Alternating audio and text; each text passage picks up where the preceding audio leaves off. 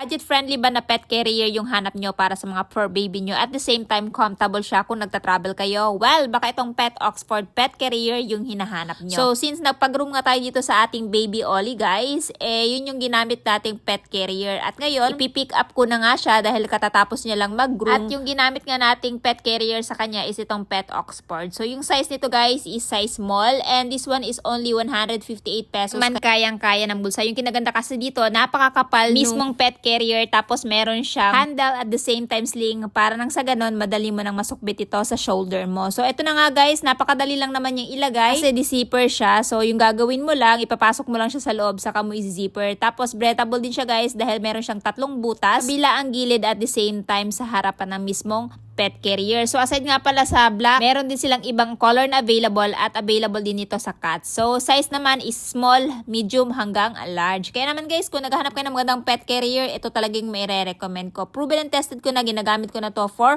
almost 2 years so far. Napakaganda pa rin hanggang Kaya ngayon. naman kung gusto nyo ding itry ito, i-drop ko na lamang yung link nito dyan sa yellow basket.